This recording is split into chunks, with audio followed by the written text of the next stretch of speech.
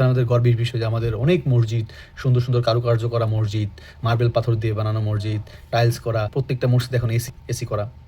তো ফ্যাক্ট আসলে এটা না, আমার কথা হচ্ছে এখন দেখি যে মনে করেন একটা মসজিদ আছে, তারপরে কি করে পাশেই আরেকটা বিশাল বড় মসজিদ বানাচ্ছে, এটার মধ্যে এসি দেওয়া হচ্ছে, দামি দামি লাইটিং টাইটিং এই সেই, মানে বাংলাদেশে সব মোটামুটি অনেক জায়গার কথা আমি বলতেছি। তো ব্যাপারটা আসলে আমার কাছে যেটা, মানে আমার যে প্রশ্নটা বা আমার যে খারাপ লাগাটা, সেটা হচ্ছে এত মসজিদ এত মসজিদ, মসজিদে মসজিদে মানে একবারে ভরে গেছে বাংলাদেশ, কিন্তু নামাজ পড়তে গেলে মাত্র 4 জন 5 জন, প্রত্যেকটা মসজিদে 5 ওয়াক্ত নামাজের সময় আপনার 5 জন 10 জন, হাইস্ট 10 জন হয়তো বা হইতে পারে, 12 জন হইতে পারে, কিন্তু বেশিরভাগ মসজিদেই হয়তো বাজারের সাইডের মসজিদগুলো বাদ দিয়ে, যেখানে লোকালয় সেটা বাদ দিয়ে আপনার আশেপাশে যে গ্রাম সাইডের বা মসজিদগুলো আছে সেখানে মনে করেন মোটামুটি 10 জন 8 জন হাইস্ট, আর সর্বনিম্ন 2 জন 3 জনও হয় অনেক মসজিদে। তো এত মসজিদ আপনারা দেখতেছেন, এত মসজিদ বানাইতেছেন। আরে ভাই, এত মসজিদ বানায় কি করবেন আপনি যদি মসজিদে নামাজই পড়তে না যান?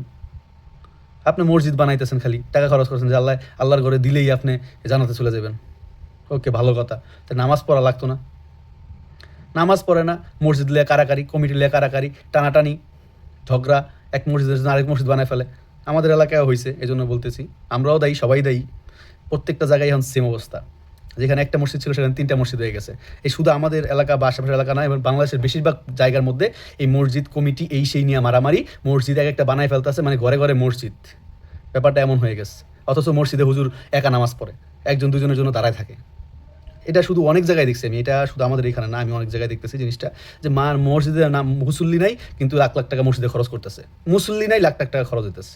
সকালে মক্তবটা চালু করার চেষ্টা করেন, কারণ বাচ্চাদের বেসিক যেই লেভেলের ধর্মীয় যে রীতিনীতিটা সেটা তারা মক্তব এবং মসজিদ থেকেই শিখে, নামাজ পড়ার মাধ্যমেই শিখে। কথা হচ্ছে আপনারা নামাজ পড়েন, আপনাদের বাচ্চাদের পাঠান, নামাজ পড়তে পাঠান, যারা ইয়াং আছে তাদেরও পাঠান, তারাও ভাই আসো, সবাই মোবাইল ইউজ করো, ফেসবুক ইউজ করো, সবাই এখন সোশ্যাল মিডিয়া ছাড়া কিছুই বোঝো না, ভাই নামাজটাও পড়ো।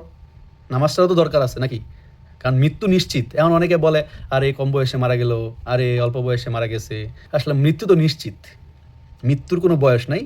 এনি টাইম, এনি হাউ, যে কোনোভাবে মৃত্যু হবে, এটা শিওর। বয়সের কোনো ফ্যাক্ট না, ঠিক আছে? ফ্যাক্ট হচ্ছে আপনার মৃত্যু আপনার জন্য লেখা আছে, অবধারিত হবেই। এখন আপনি নামাজ কালাম পড়বেন, এটা তো স্বাভাবিক। তা আমার জায়গা থেকে আমি আপনাদের নামাজের জন্য দাওয়াত দিচ্ছি, দয়া করে মসজিদে আসেন, নামাজ পড়েন। আসসালামু আলাইকুম।